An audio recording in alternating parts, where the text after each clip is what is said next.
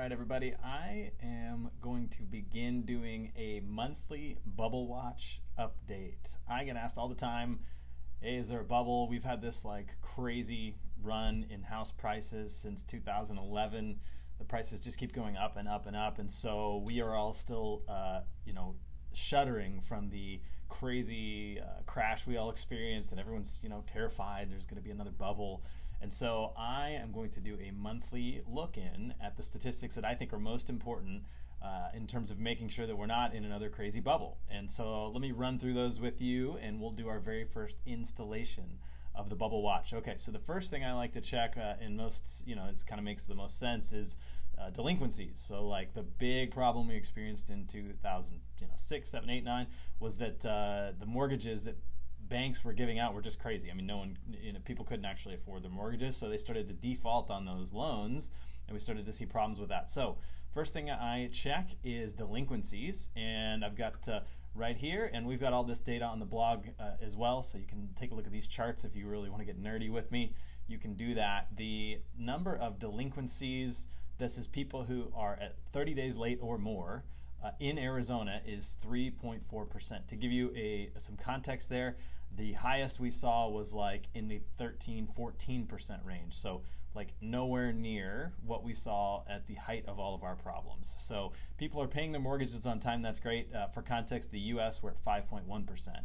So Arizona is below the US average, which is great. So people are making their mortgage payments and they're not behind. That's great news. Obviously, that's a key indicator there. The second one I like to look at is how much it costs to rent versus how much it costs to buy. So we got really out of whack during the bubble, where it was much cheaper to rent than it was to buy, which is unusual. At least in Arizona, it's unusual. And so we want to see that to be those numbers to be relatively similar, and ideally it's even cheaper to buy than it is to rent.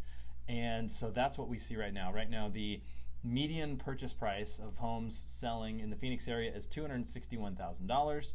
And that equals roughly, after 20% down, a mortgage payment of $1,250. So $1,250 a month gets you into the average house in Arizona.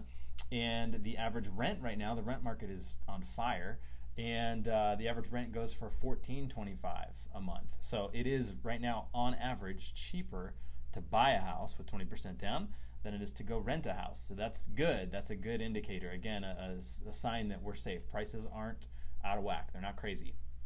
Another one I checked, the last one, is the affordability index. This is like how much house can the average person afford in the Arizona market, in the Phoenix metro market. So the median income, and this is from 2016, so this only comes out every so often, but the median income was $58,000 for the average household income in Arizona.